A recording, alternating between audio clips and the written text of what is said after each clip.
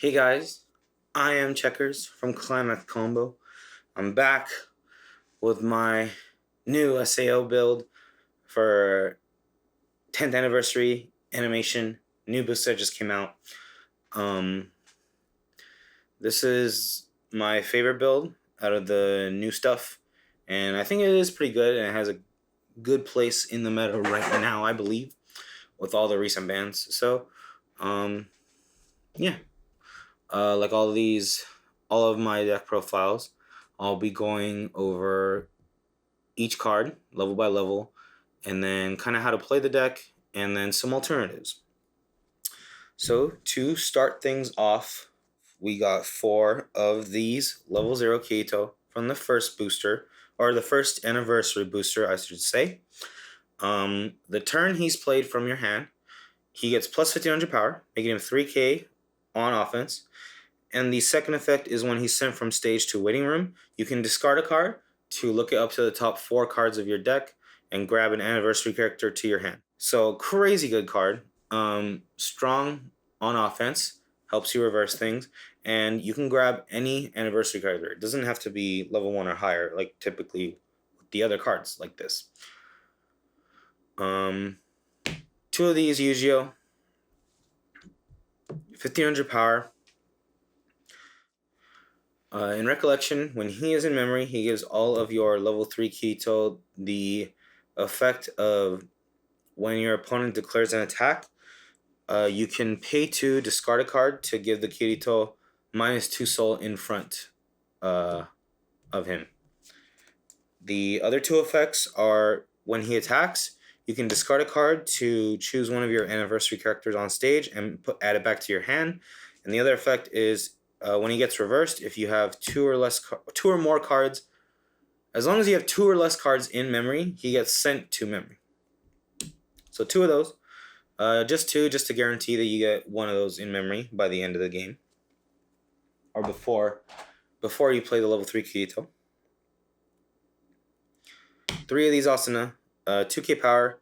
When you play her and you have another anniversary character, she gets plus 2k power for the turn. And the other effect is when she gets sent from stage to waiting room, you can look at the top 3 cards of your deck and grab an event from among those, add it to your hand. If you did, discard a card. So this card's pretty nice for reversing things and getting more milling. You need a lot of milling early game.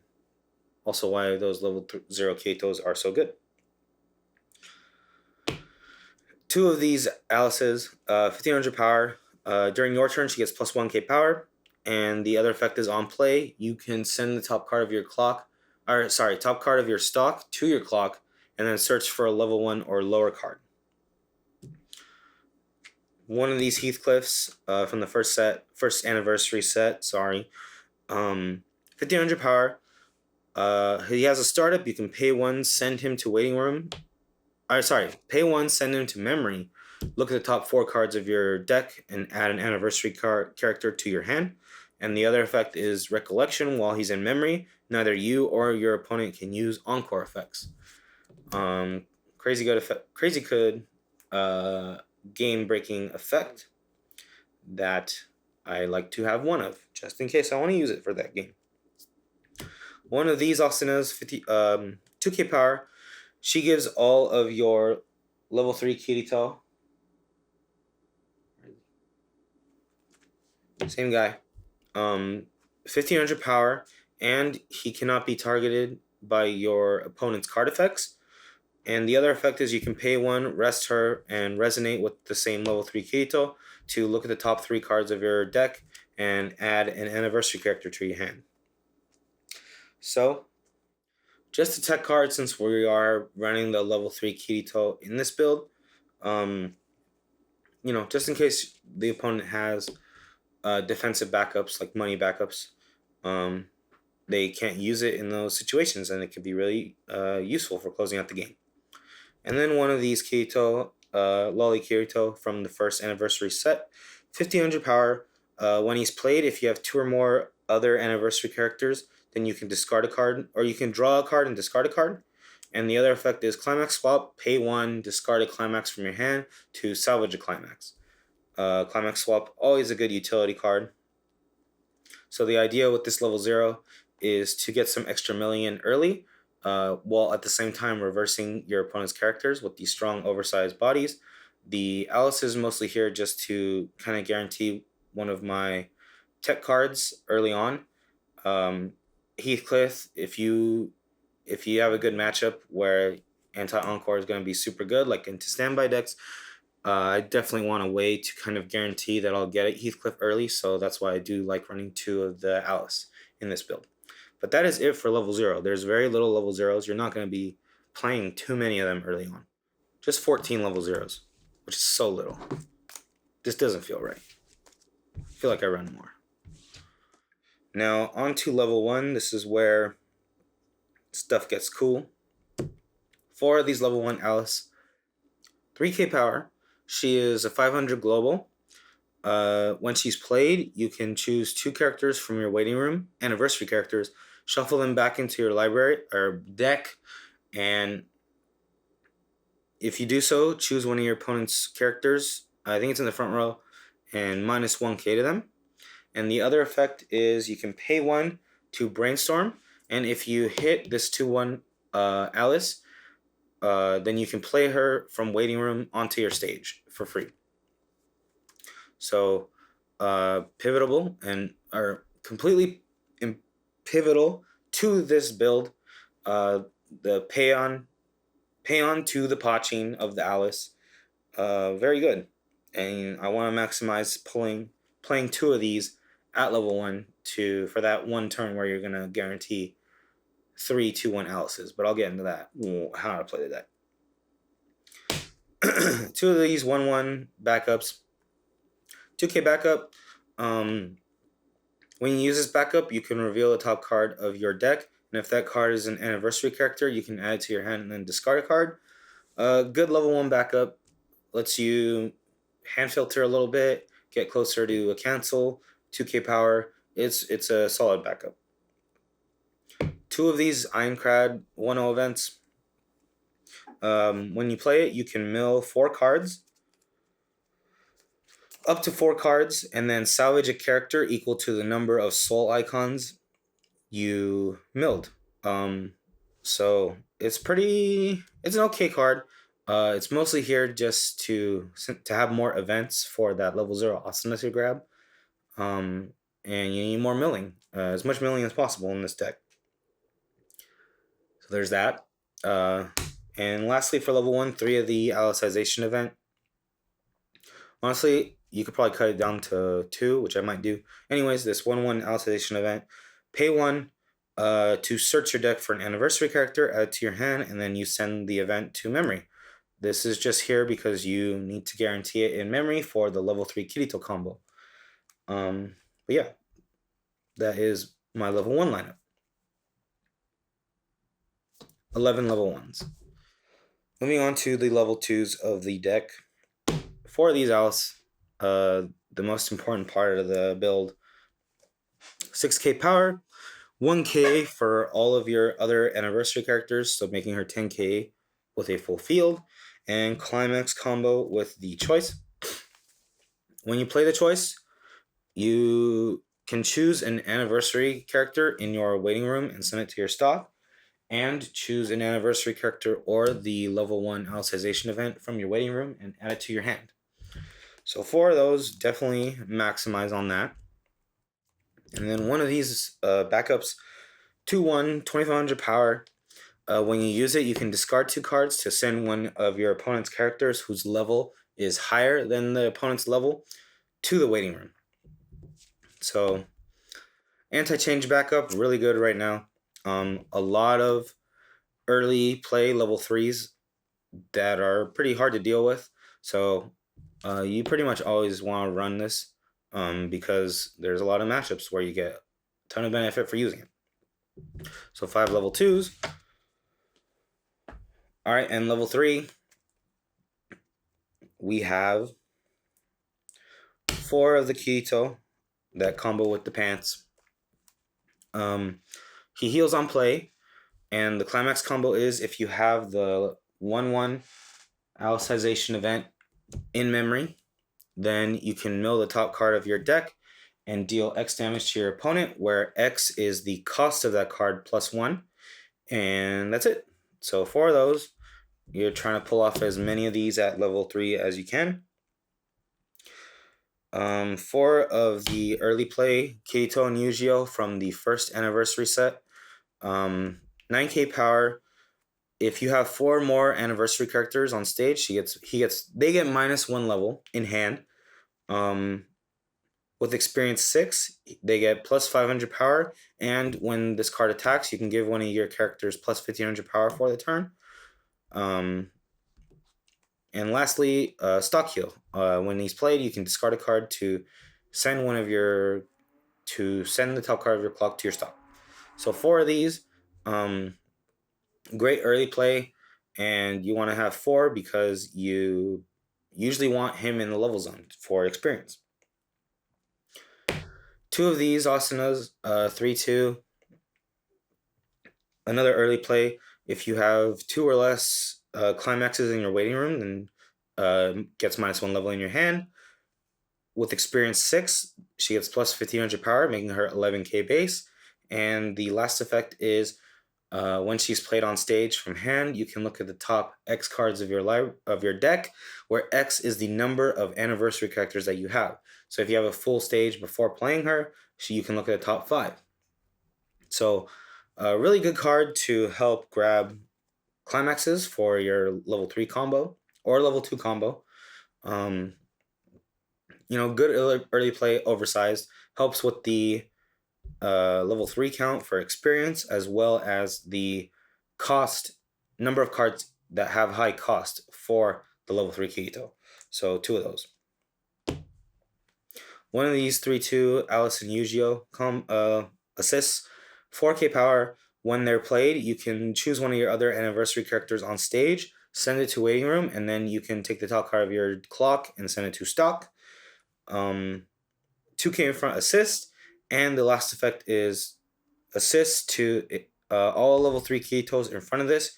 At the end of their attack, you can pay 4, discard a card to mill 17 cards from the top of your deck and deal X damage to your opponent, where X is the number of climaxes you reveal.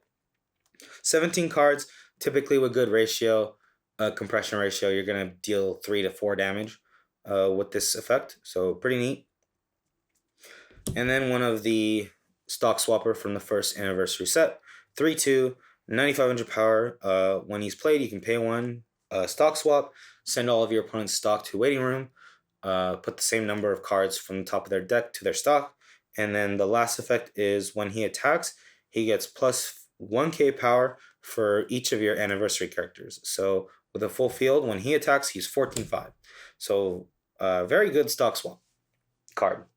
Definitely run it. It's blue. So yeah, 8, 10, 12 level 3s. You do have experience in the deck, and I do want to have as much high cost cards as possible for the level 3 Kirito combo. And for the climaxes, 4 choice, 4 pants. Pretty cool. The most important thing to keep in mind starting at level 0 is that you want a lot of milling, which is why we have these 2 cards. These are your best level 0s to kind of reverse things and get more milling in. They're very good for that. Yeah, besides that, there's not too much things to look out for. I like to play this Alice to search out either the Heathcliff, if I'm for sure going to need it against the opponent I'm playing. But if not, it's always nice to search out the Yu-Gi-Oh. There's only 2. You do want to guarantee 1 in memory. But other than that, that's pretty much it. You're just kind of playing your cards to reverse your opponent's characters, not let them get too much advantage, get a lot of milling in, and prepare for level 1, because level 1 is pretty important. All right, so at level 1, it takes a bit of getting used to, but you kind of get an eye for how many cards left in your deck to pull off the Pay on Pachin. At level 1, you do have access to this event, which lets you get that last bit of milling in, lets you kind of grab any level 1 Alice's you still might need, because ideally you have 2 in your hand and you have the choice combo. That's all you need.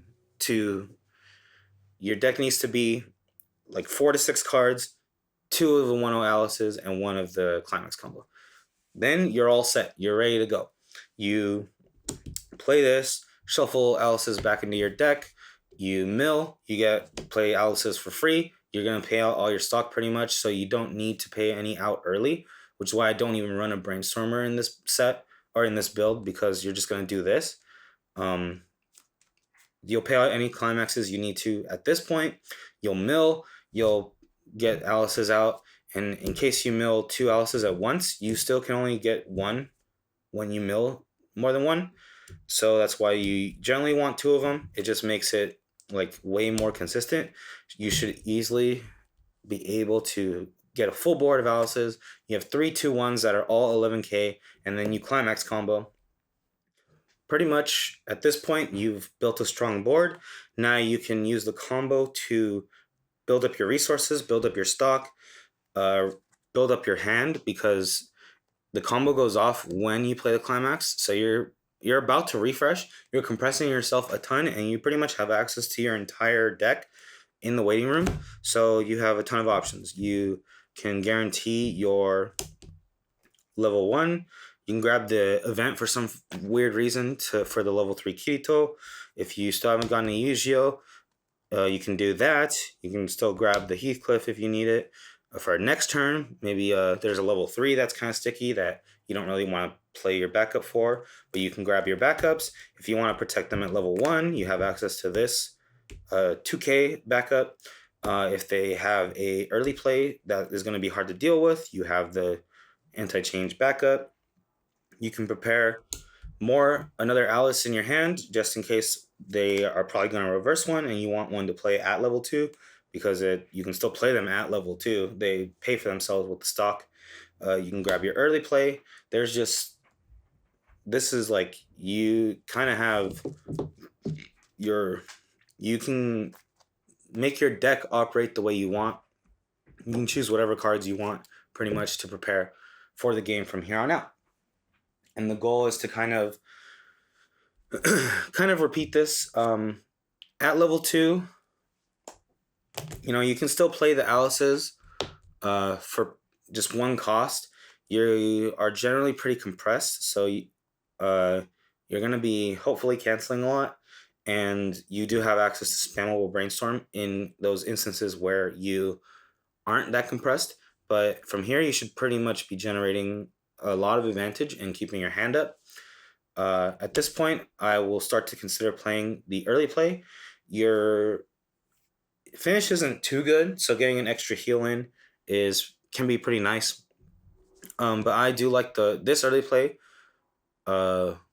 because you can also pump your other Alice's to reverse stronger cards. It's a 1500 pump, so 11k, 12.5, 13.5. So that helps reverse things at level 2. So very good card to play. At this point, you want to start thinking about whether you're going to need this level 0 to support your Kirito for your final turn. You want to start filling your hand up with Kiritos. This Asuna can be a good option to play if you're running out of climaxes. You can play her out early. She's oversized, and you can grab the pants or the choice trigger. You can grab the stock swap. You can grab the assist to make your Kiritos more threatening. Like I said before, this combo is really useful for preparing your hand for these next turns. You just want to keep your Alice's alive, keep it going until it's time to start unloading your level 3s. So at level 3, here I will kind of talk about some things you can do. So hopefully, well, first of all, so at level 3, by this point, your Alice should probably die. hopefully you hit level 3 second. Your opponent reversed your Alice's. It should be a lot easier to do. 11k is pretty rough, but you know, you can get over it. The goal is to play 3 Kiritos. They're costless, so you're going to be able to do all their combos. One cool thing you can do is play this Alice and Yu-Gi-Oh to get rid of any lingering 1-0 Alice's. So if you didn't manage to move them up earlier, you can get rid of them now. You get a heal, and you get the extra ping effect for the Kiritos.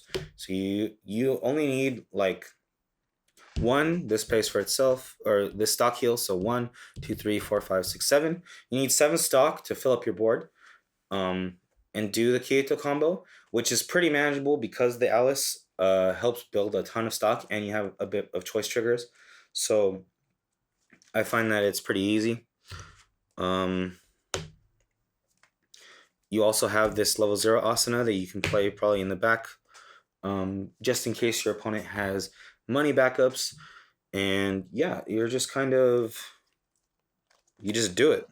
Like, there's no reason not to.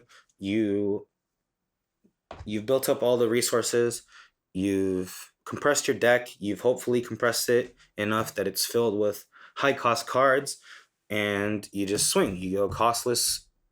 You get 2 attacks. If you go into attack phase with 1 stock, you will be able to do 1 of these Kiritos. Even if you have just this, you should have plenty of stock to do 2. If you only play 2 Kiritos, so you get an extra ping in anyways. So it ends up working out pretty well. And then one more final thing to note. I don't think this is going to be too common, but I think it's pretty neat. You can actually play this Alice when you're close to refresh and you're about to take the turn where you swing with all these Kiritos. You can fill your deck up with, higher cost cards. And make your Kirito more lethal, which is why I tend to run a lot of level 3s to make this combo more explosive. If all else fails, you still have the Yu-Gi-Oh in memory to give your Kiritos -2 soul. If you have the stock, let's say you are getting smacked a bit early, you can play your Kiritos, heal a bit, and then use Yu-Gi-Oh to mitigate some damage, so hopefully you live another turn. So yeah, overall, that's kind of how the deck works. You kind of have a ton of options, and I do think it's really strong. All right, now for alternatives. The biggest difference between this list and other lists is whether you choose to run experience or not. I personally like the level 3 Kirito Yu-Gi-Oh early play from the first anniversary set, and I think the high cost cards synergize better with the level 3 Kirito. But there is another option. There is this level 3 early play Asuna. If you have 4 more anniversary characters, she gets -1 level in hand, same condition. She also stock heals, and she has the effect of when damage you get dealt is canceled during this card's battle, you can add her back to your hand, which can be useful. She's very weak, so she's pretty much going to die when you play her. But she's just there for the early play heal, and you have the chance to get her back. So it's a good option. If you want this card, you can pretty much take out all the other level 3s that aren't the Kirito, like the old anniversary level 3s, because you don't need experience anymore, which frees up your lineup for other things. If you want to add more level 0s at mill, more backups, you can do that. So that's the benefit of using this over the experience level 3s. So I want to mention that. So some of your other options that you might want to add, there's this 2-1, 3k backup, and give your character, when this reverses a character, send it to memory. This is from the old anniversary set, but they did get a new PR that is the exact same effect as this, so you can run either of those. These cards are usually good. 3k backup into the 11k Alice's, so making them 14, which is pretty nice. Gets rid of any characters with Encore, but I already run the Heathcliff, so I don't think it's completely necessary. you can reverse things on your turn and anti-encore them as well. But there is that option. Another backup you can choose to run is the money backup. There's 3 different versions of this. They all do the same thing.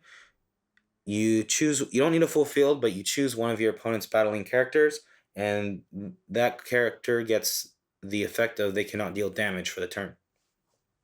So very good for survivability. You're going to have a lot of stock, so you can, if you want, decide to use these backups to help survive a bit more. It's better than giving the character across -2 soul. You can play it earlier to mitigate damage in some important times. So this is a good option. You do have cards that support events as well. So I do think it is worth running. And if you run this, you definitely want to run the Argo with it, this Brainstorm, because you don't want to have to run green. I don't think there's too many green cards that are useful. There are. I'll go over them in a second. But this Argo pairs well with that, as well as the Alicization event. This will let you play the Alicization event at level 1. If as soon as you hit level 1, if you wanted to for some reason, because you need yellow in your level up zone to do the Alice combos. But this is a good brainstorm if you want a brainstorm. I've played around with one before in the deck. It's a nice effect to have very early in the game. But I don't think it's completely necessary in the build, so it's up to you if you want to run it. Some other useful utility zeros. So this Mito is 1500 power. When she gets sent from stage to waiting room, you can discard a card to look at the top 4 cards of your library and add a level 1 or higher character to your hand. And the second effect is when you use an event, she gets -1 soul for the turn. Yeah, it's either that or you give one of your characters +1 soul. I don't know. I tried this.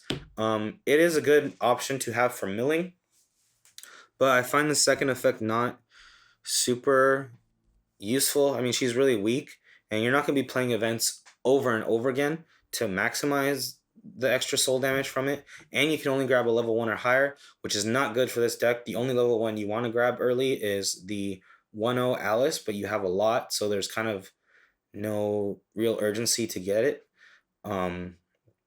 You don't want to have to grab your other cards yet, level 3s and level 2s. You want the Alices in the level 2 Alices in the waiting room.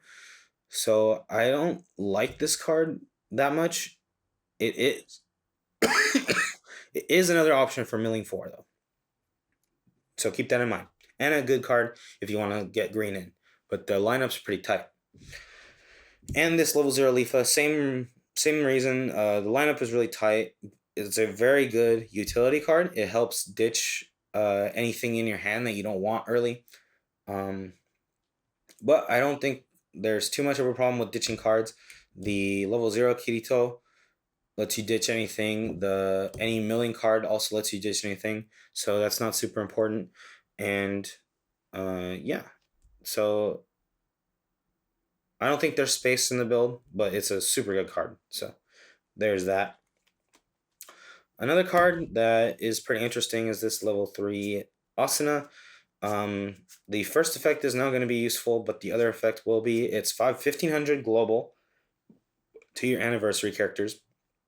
And when you play her, pay 2, play a level 3 from your hand to the stage for free, and it gets +2k power.